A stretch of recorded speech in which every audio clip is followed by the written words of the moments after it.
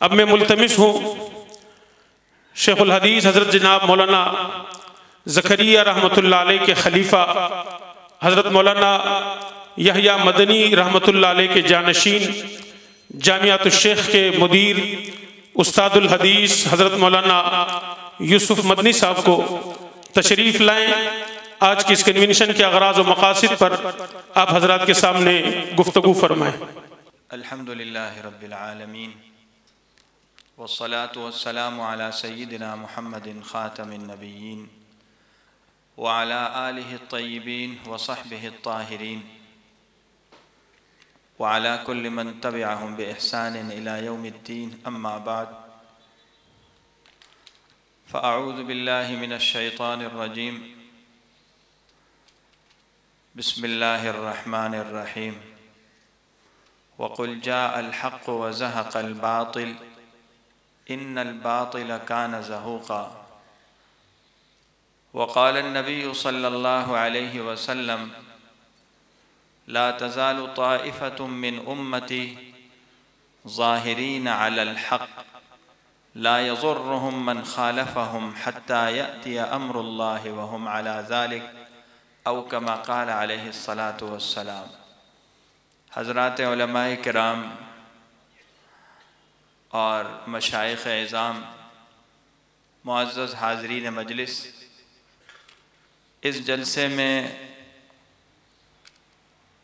اور اس پروگرام میں شرکت میرے لیے باعث سعادت ہے۔ مجھے حکم ہوا کہ آپ نے تھوڑی دیر کے لیے ضرور آنا ہے، حاضری لگانی ہے۔ میں صرف حاضری کی نیت سے آیا تھا، ان حضرات کا حکم ہوا کہ آپ کے سامنے کچھ عرض کروں۔ یہاں علماء کرام موجود ہیں، شیخ الحدیث موجود ہیں، انشاءاللہ وہ آپ حضرات سے تفصیلی گفتگو فرمائیں گے۔ میں اس وقت میں آپ کے سامنے ایک دو باتیں عرض کروں گا۔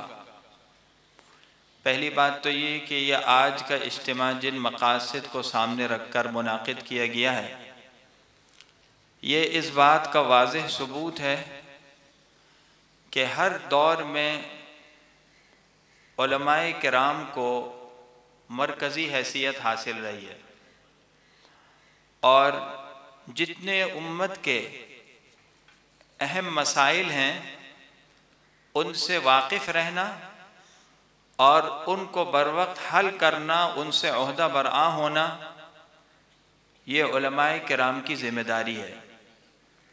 آگے کے حوالے سے لائحہ عمل دینا علماء کرام کی ذمہ داری ہے، اور دین کی بالخصوص نظریاتی سرحدوں کی حفاظت کرنا اور عوام کے سامنے دین کو اس طرح پہنچانا کہ عوام کا اپنے بڑوں پر، اپنے اسلاف پر، اپنے بزرگوں پر، اور سب سے بڑی بات حضرات انبیاء کرام علیہم السلام پر، جناب رسول اللہ صلی اللہ علیہ وسلم کی ذات اقدس پر، اور ان کے قابل فخر شاگرد اور ہمارے مقتدی حضرات صحابہ کرام رضی اللہ عنہ پر اعتماد اور بھروسہ باقی رہے۔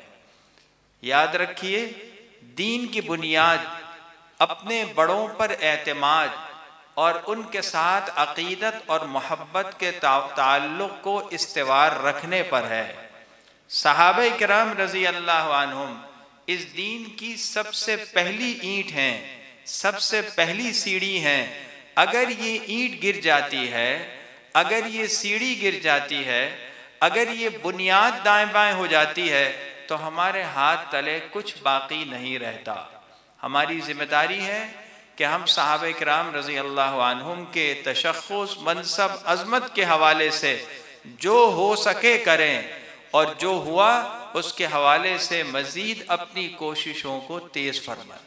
دوسری بات یہ ہے کہ آج کے دور میں حالات حاضرہ سے واقفیت اور جو نزاکتیں چل رہی ہیں، خاص طور پر جو نظریاتی فتنے ہر رخ سے آ رہے ہیں، ان سے واقفیت ہم سب پر لازم ہے، خاص طور پر علماء کرام پر، طلبہ اعظام پر۔ عملی زندگی کے مراحل آتے رہیں گے، لیکن بنیادی طور پر ہمیں واقفیت ہو اور ہمیں یہ معلوم ہونا چاہیے کہ کس موقع پر ہم نے کیا ذمہ داری انجام دینی ہے۔ دیکھیے عوام کے اندر، مسلمان بھائیوں میں ابھی بھی الحمدللہ دینی جذبات ہیں۔ ضرورت اس کی ہے کہ ہم ایک پلیٹ فارم پر متحد ہو کر اپنی جد و جہد کو اور اپنی کاوش کو بہتر سے بہتر بنائیں اجتماعیت کی بنیاد پر۔ یہ جتنے عنوانات آج کی مجلس میں یہ 4 عنوانات رکھے گئے ہیں اور اس کی بنیاد پر یہ جلسہ ہوا، اس میں کسی مسلمان کا اختلاف نہیں ہو سکتا، کسی مسلمان کو اس کے بارے میں کوئی تحفظ نہیں ہو سکتا۔ ساری جماعتیں، سارے نظریے، سارے کام کے مختلف طریقہ کار اس پر آ کر ایک ہو جاتے ہیں۔ ہمیں اس کاز کے خاطر اپنی کاوشوں کو بڑھانا ہے اور ایک کر کے بڑوں کے پیچھے ہو کر اور اپنے بڑوں کے شانہ بشانہ ہو کر اس مشن میں آگے چلنا چاہیے۔ جتنی ہم محنت کریں گے اللہ کی ذات سے امید ہے معاشرے میں اس کے اچھے اثرات ہوں گے۔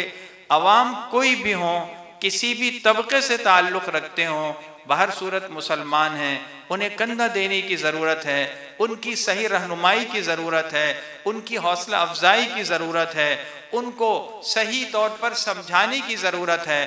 اگر ہم اپنی یہ ذمہ داری پوری کرتے رہیں گے تو انشاءاللہ اجتماعی محنت رائے گا نہیں ہوگی۔ میں اس جلسے کے منتظمین کو مبارکباد پیش کرتا ہوں کہ انہوں نے یہ مبارک اقدام اٹھایا۔ اللہ تعالی ہماری حاضری کو قبول فرما لے، اس اجتماع کو قبول فرمائے، اور جن مقاصد کو سامنے رکھ کر یہ جلسہ منعقد کیا گیا ہے اللہ تعالی ہم سب کو اس میں کامیابی عطا فرمائے۔ وآخر دعوانا ان الحمد للہ رب العالمین۔